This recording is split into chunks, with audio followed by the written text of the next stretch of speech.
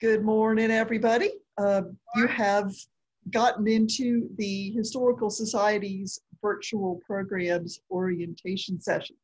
So congratulations, you're in the right place.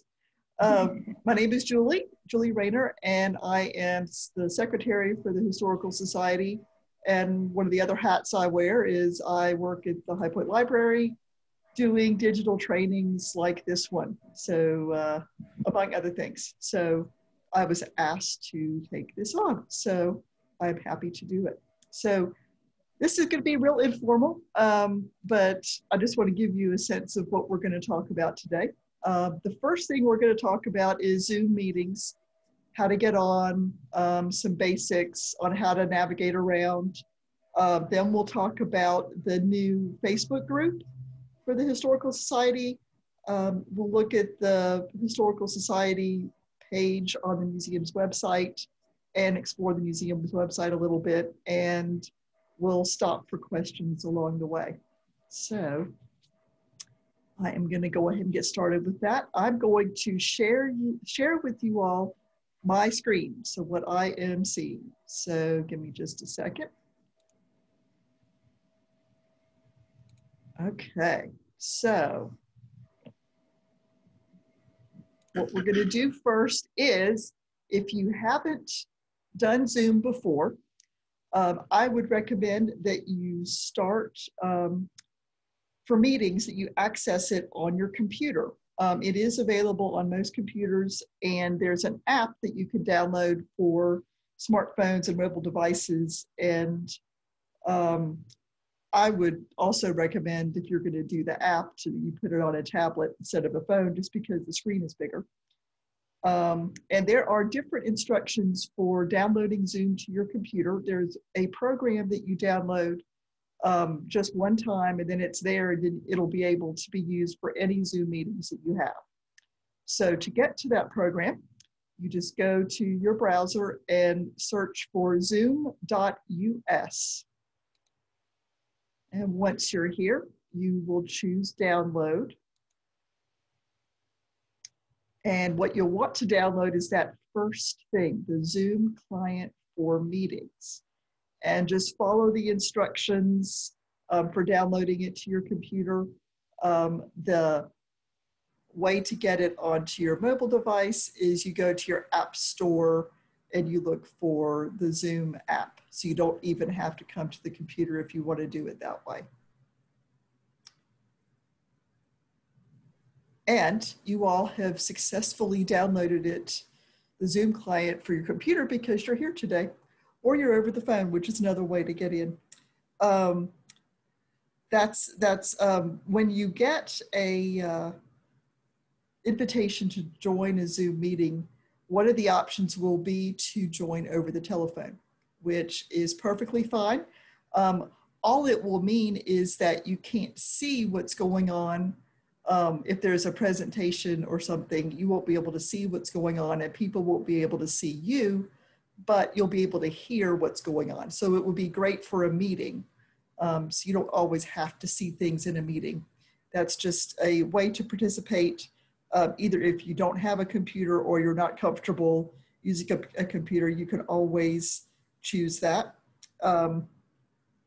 When you get the invitation, you'll see a link for the telephone, and it's, you'll want to look for the phone number attached to the New York information, because that's in Eastern Standard Time. So that's the phone number you'll want to use if you're going to join in a Zoom meeting.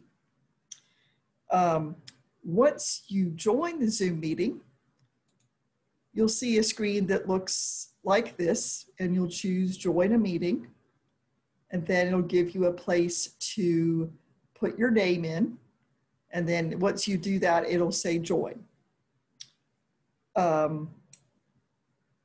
It also asks about audio and video. Julie, is our screen supposed to be changing? You're not seeing this? Okay.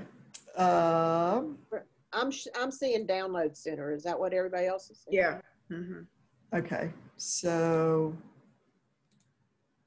can y'all see Now we do. Okay, so this, when you join a meeting from the invitation, you can see, you'll see this screen, the Zoom join a meeting, and then below that, you'll see this box that will allow you to put your name in.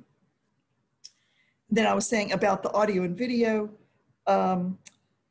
depending on what the event is, you can decide about that. For this, I went ahead, and you would go ahead and enable both, because you would want to be able to see what I was showing and ask questions if you needed to.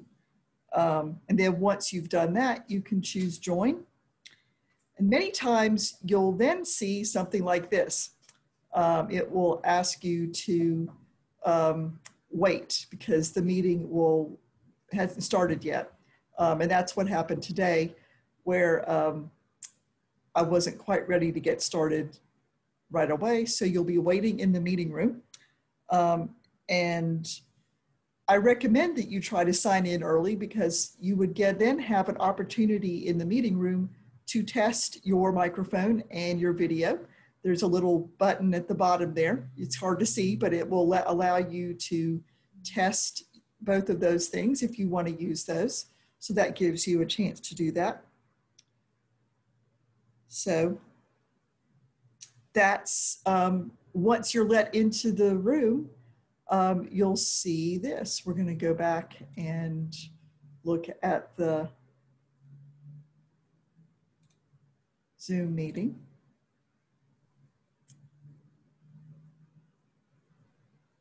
Actually, I'm going to stop sharing for a minute.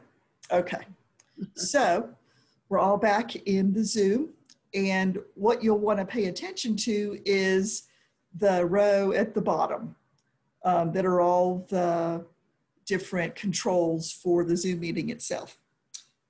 So the first one that you'll see on the left. And Julie? Yeah. Julie, if people don't see it, they might have to wiggle their mouse for it to pop up. Yeah. If you'll move your mouse to the bottom of the screen and just kind of keep moving it along, you'll see the different options. So the first one here is mute, and that controls your microphone. So it will control whether you're speaking or not. So right now, if you see the microphone, you have sound.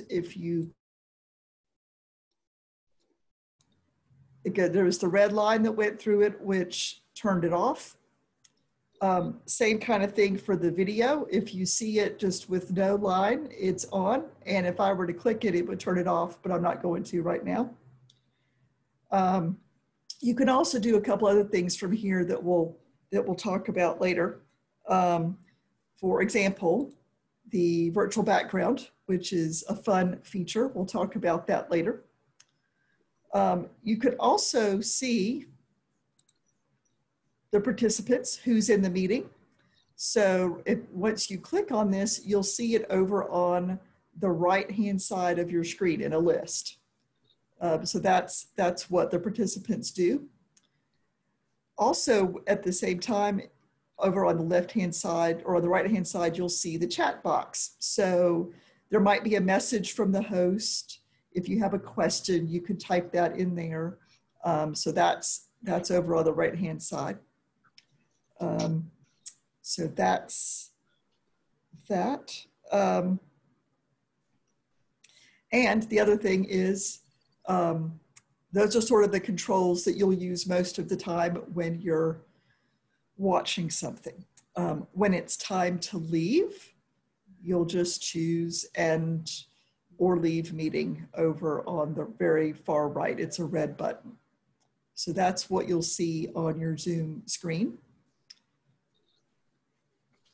Any questions at this point? Okay. Something else that you can do with, if you come into a meeting and if you want to change your name, you can click up in the, if you see your picture, you can click up in the right-hand side, top right. There's 3 little dots. If you click on that, there's an option to rename, and you can do that there. So sometimes you might not I don't know, you might get the letters mixed up when you're typing and you need to redo that. That's something to remember. If you don't like the way your name looks, you can, or if people put in their first names and you're the only one that has your first and last name, you know, that kind of thing. So that's what happens there. All right. Any other ideas, questions? It's pretty, once you get it downloaded, moving around in it is really pretty straightforward. And there are other similar programs that work a lot like this. Some of you may have used GoToMeeting or WebEx. Those are two other popular programs that work basically the same way. So that's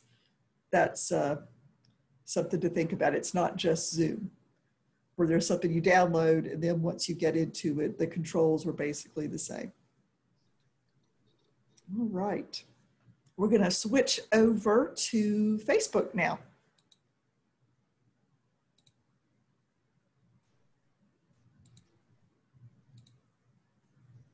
Okay, so I am on right now the library's Facebook page.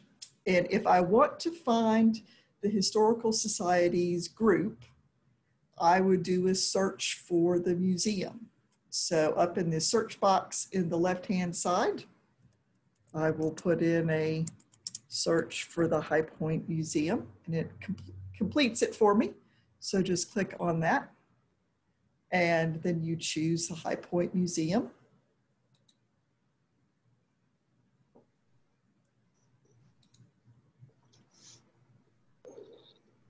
There we go. Okay. The High Point Museum has a fun little box that I'm going to close. Okay.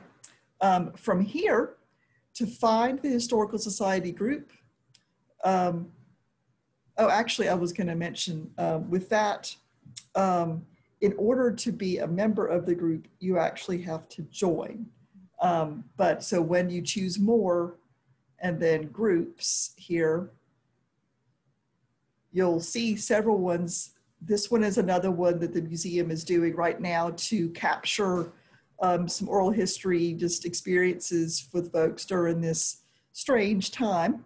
And then to get to the Historical Society group, you would go to this page. And I am a member of this group, but if you aren't a member yet, you'll see the picture come up and then here's all the members. And instead of saying invite, it will say join. So if you're on Facebook and want to join this group and haven't yet, I would encourage you to do that. And when you click join, one of the administrators on the page will approve that you join the group. This is a private group, just to offer some assurances. And what that means is only the people that can see what's on this page are those who've been, the only people who see what's on the page are those who've been accepted as members of the group. And right now we're going to keep it private just to control it. And as we're testing out this new way of communicating with everybody. And once you've joined, you'll be able to see the posts and the events that are on this page. If you scroll down a little bit, these are the posts that we've been putting up, mostly about this event today. You'll also see over on the right, there's some events. So right now we have this event, and next Wednesday, we're going to get to talk to the museum staff and other curators about what they do in their jobs. So that's a fun event to try to tune into. And it's going to be the same kind of thing as what we're doing today. And the whole reason, or the main reason for starting this, was so that we could offer our programming virtually so people could access it. We will have our first speaker program in October, and it will fall on the same time as the regular Guild programs would, the third Wednesday at 10 a.m. Or is it the second Wednesday? Okay. And we'll have those available. The links to those will be available from this page. And afterwards, we will be recording those and then adding the recording of those programs to this page as well. So if you can't attend at the same time that the event is going on, you could come back here to this page and look at it later. We're also going to try to make sure that everything we put on this page is also going on the museum's webpage. The Historical Society has a section of that webpage, and we'll be looking at that here in a few minutes. The first thing that we'll be putting up here will be our, hopefully you all got our postcard the other day and have seen some information about the events that we're doing. The Take a Trip with Us events will be in place of the tours that we take. So we're going to be doing some virtual tours to some museums and historical sites around. We're going to start out here locally. And the first post for that is going to be going up next Wednesday. And then we'll have two. We're going to try to put up 2 per month. And like I said, whatever goes onto this page is also going to be duplicated on the Historical Society's page on the museum website. And also the October will start the Where Do We Go From Here series. And we'll have registration for that, and the actual presentation will be up here and on the Historical Society page. And I had mentioned about the COVID-19 group that the museum's doing, and that's also available from the museum's Facebook page. And that's sort of a living exhibit, sort of ongoing. And it is another private group that you'll request to join. But I believe most everybody has just been accepted into that group. Any questions about Facebook?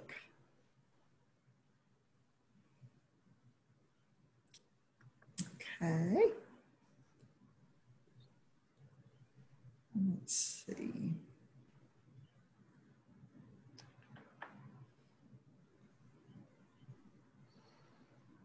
Think,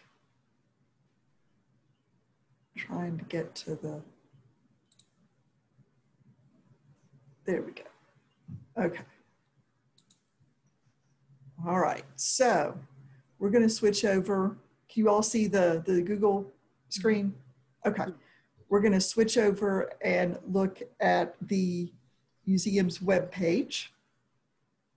So the easiest way to find that is to do a search in your browser for High Point Museum. Obviously, I've been looking at that here the last couple of days. So here is the link, and then we're going to the High Point Museum.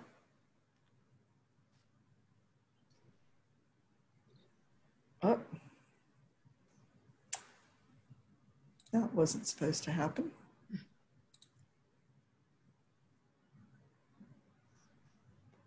Okay, so here's the museum webpage. From here, you'll be able to look at some of these things, but if you feel like you're going to be coming here often, you could always save this as a favorite on your computer. Just come up to a star. Each browser has their own way of doing this. This is in Firefox. So you just click the star, and then you can bookmark it to your page, so you can always come back to it in your favorites. So from the museum's page, we're going to look at some of these categories in here.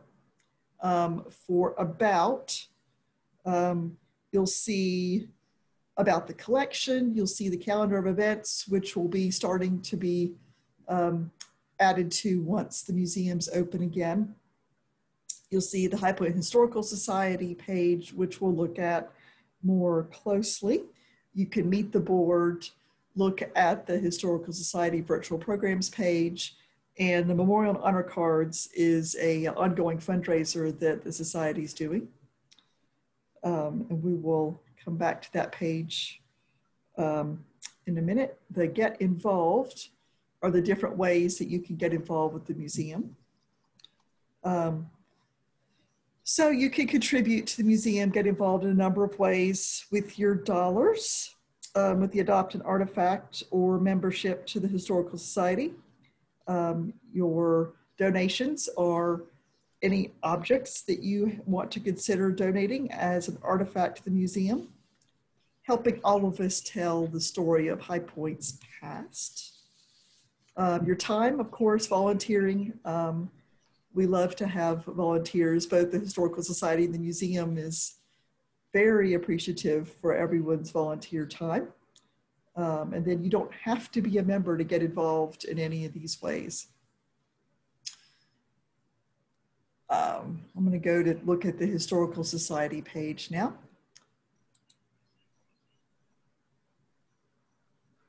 What you can see here is you'll see the mission of the Historical Society, a little bit of information, different ways to support the Historical Society. You'll see over here on the left, click on that, you'll see the list of the current board members.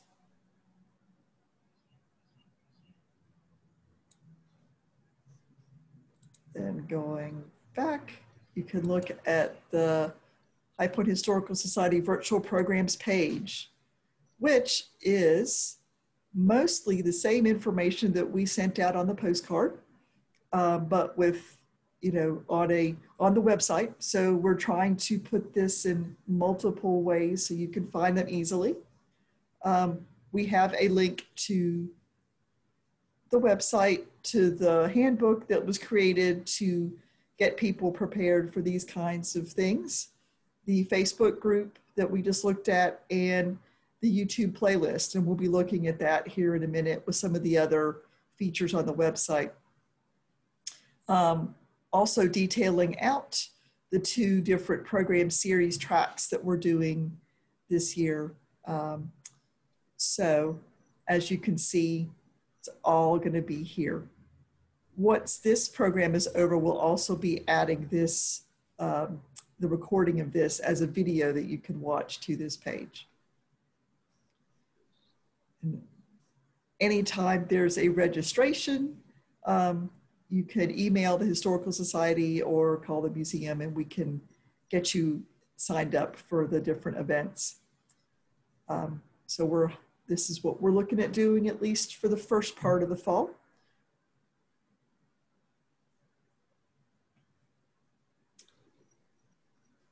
Going back up here to the top, we'll look at the exhibits and programs, especially the exploring online. So there's 2 ways to do that. There are the virtual exhibits, which are essentially self-guided tours of the museum's collections of photographs that have been digitized and arranged by a variety of topics. So you can see that here, and there are a lot. So if you're wanting to look at these, the museum staff have put these together over the years from collections, from digitized versions of artifacts in our collections. And then you could also look at the online collections,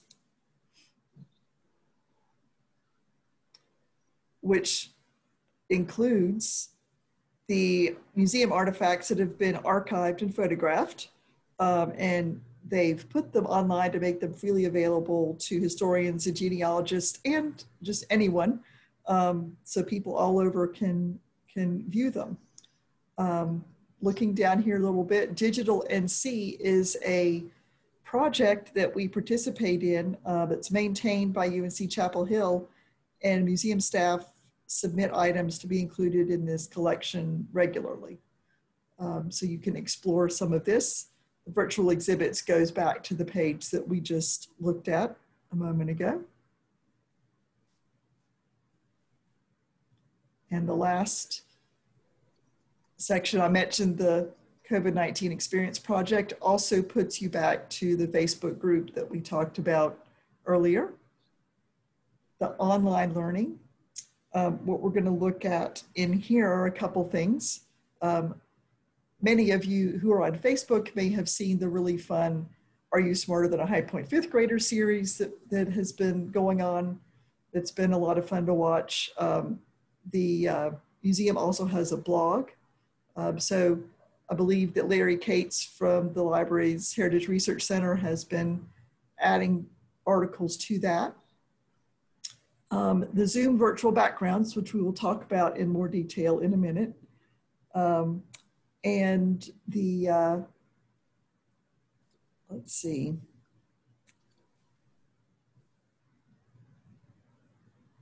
Oh, lost it. The online collections as well. So it's the same kind of thing here.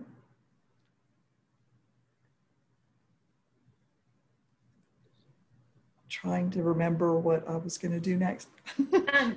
Julie, will you yeah. click on the agricultural history one there and show them that, because that's where we've been adding, this fall we've been adding the videos that we've been creating have all been around this agricultural history, and they've been released on our social media, but you can also find them here where so we've been adding a bunch of stuff here. It's this is the newest section that we've been adding to, so people may not have seen it. Awesome. So you heard it from Edith. This is the newest edition. So lots of different resources, fun things to take a look at. Just going to try to get to the YouTube page. What's a easy way to get there? I'll go back to the Historical Society page. That's a good way to do that. Okay, so that's what I was going to say. That's probably the easiest way to get. So going over about, and then High Point Historical Society page here.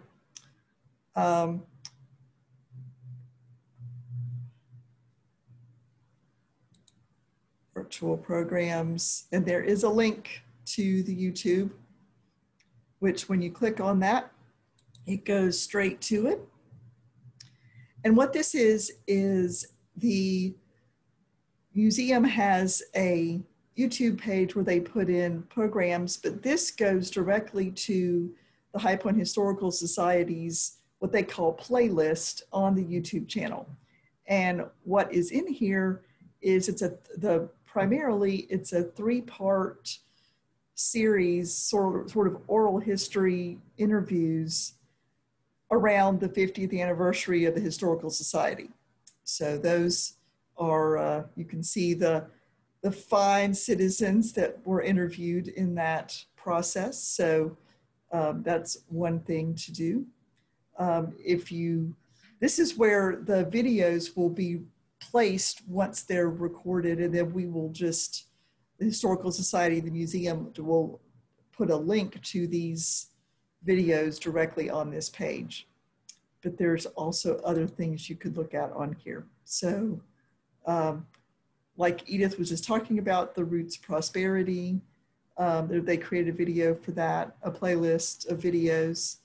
The Are You Smarter Than a High Point Fifth Grader, that series has been saved here as well.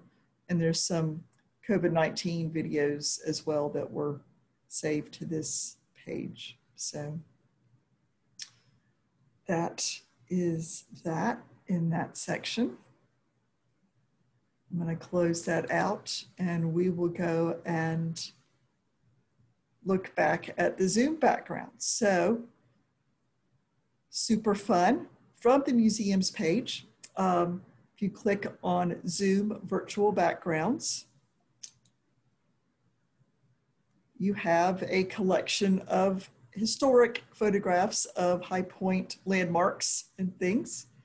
And if you want to make that your Zoom background picture, what you'll do is you'll right click on the picture and you'll save it to your computer. And saving it to your desktop is usually a good option. I have a little folder that I've put mine in, but you don't have to do that. It's just a way to keep track of them. And then I'm gonna switch back over to show the Zoom screen again.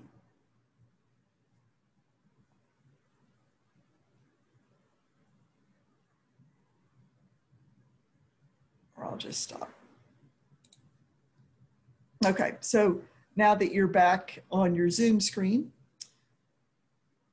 I mentioned earlier at the control panel at the bottom, if you want to change your background, you click on this up arrow next to the video and you can choose virtual background. And then if you don't have anything added, you click this plus sign here, add image, and then if you go to the place where you have your images saved and choose open. So I'll change over to a different one. And then you can close that out. So that gets you your picture. There are lots of other places that have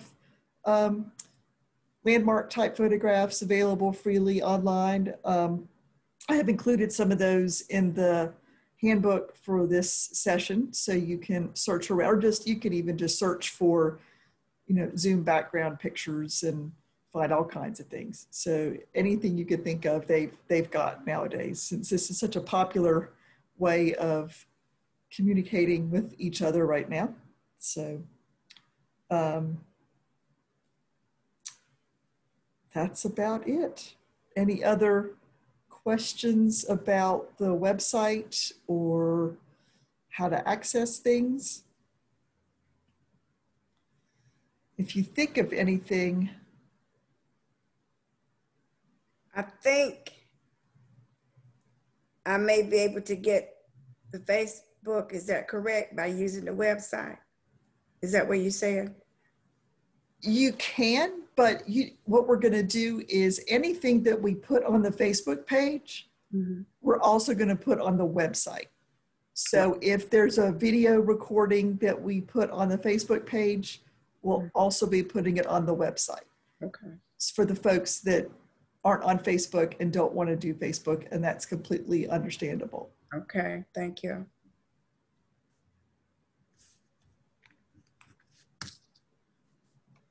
Any other questions or thoughts? The field trips.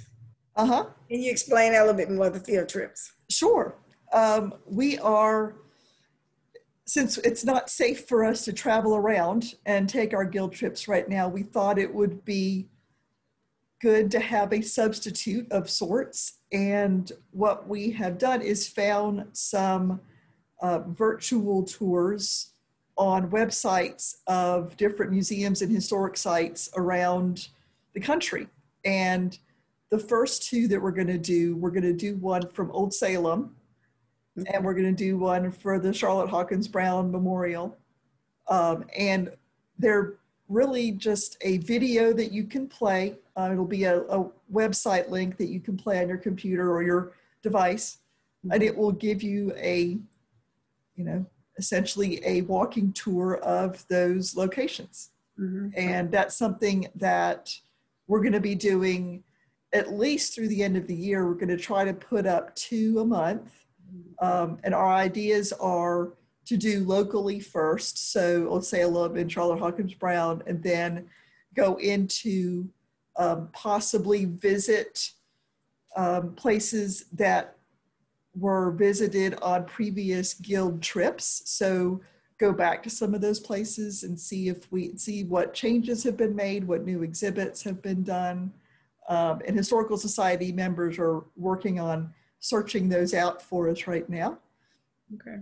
And we also want to offer up, does anyone want to see any international locations? So we're going to be trying to get some feedback about that, what other international locations people might like to see in November and December.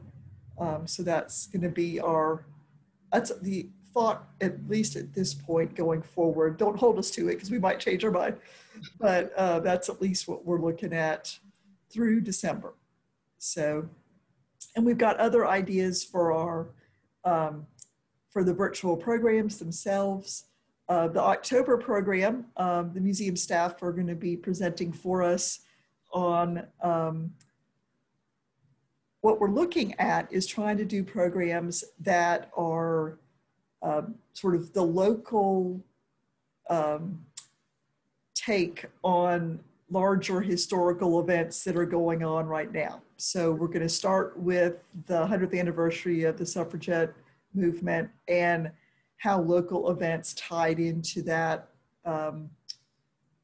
historic events. And we're going to be doing those kinds of things for at least the first few series. The museum staff is working with this, and we hope to be able to bring in some outside speakers for the sessions in the new year. We also are possibly going to do them both in person and virtually based on, you know, what it's safe to have gatherings of more than, you know, 25 or so people. So we're looking for flexibility and hopefully have some in-person events after the first of the year as well. I have one more question. Okay. What do you have in mind for Halloween? Because that was a subject when we used to have our meetings. It's a good question. I know that right now, the Historical Society doesn't have anything specific for Halloween. I know that museum staff are looking at possible things to do around that time, but more related to the museum. So I don't know if Edith wanted to address that. We are, you know, normally we have our Day of the Dead event too, right around Halloween, that we do in conjunction with the Latino Family Center at the YWCA. So there's a couple things happening. Of course, this year we have the whole COVID situation, but also the director of the Latino Family Center has just left, and I'm not sure exactly when the new person is going to be in place. So that may impact, you know, that partnership a little bit this year, in addition to the kind of the large group gathering restrictions. So we're right now trying to see if there's some way we've got a couple ideas for creating more of an online or a virtual version of that program. But it may be that we're able to do a very limited outdoor program, you know, when we get closer to that time. So we're kind of waiting and seeing and watching and trying out investigating some different options. Right now, it's still a little early for us to be able to commit to anything. There's so many variables this year, but we're working on it, trying to come up with something. All right, thank you, ma'am. Sure. We're trying to, the Historical Society at least is trying to reach out to our membership on a pretty regular basis.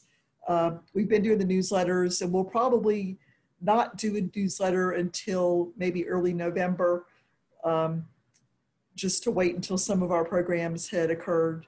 But we are going to be reaching out regularly. If you're on Facebook, please, you know, encourage friends and neighbors that might be interested in our group. We are up to over 30 members, I just saw this morning. So that was one of our goals, was to start out. And that's just by our membership inviting others to join in. So that's a good start. We're going to be using our website a lot. So we'll be doing that. Well, those of you that get the email notices will be using that as well, if you prefer to get communications that way. We just want to stay in touch with everybody. It's so hard right now since we can't see each other, but we're trying to reach out and stay in touch the best that we can. So check the website frequently if you're looking for information and updates. There was a handbook, I guess is what we're calling it, that talks about the topics that we've covered today, that's available on the Facebook group page and on the website. So if you miss this orientation session and you want a visual reminder of what was discussed, that's a good place to go.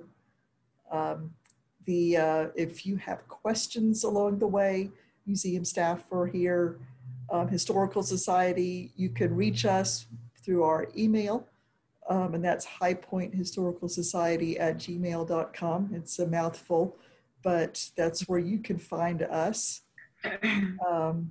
And we want to hear from you. We want to get you involved in whatever way that you want to be. So that's where we're coming from. Anybody else have any questions? Well, thanks everybody for coming. It's been a fun adventure figuring this out. I have learned so much about Zoom in the last few weeks. I feel like I'm much more comfortable with it myself. Nothing like being asked to demonstrate something to learn it better yourself. So that's where we are. So I appreciate everybody coming and hope to see you all soon. Thank you, Julie. It was great. Bye, everybody.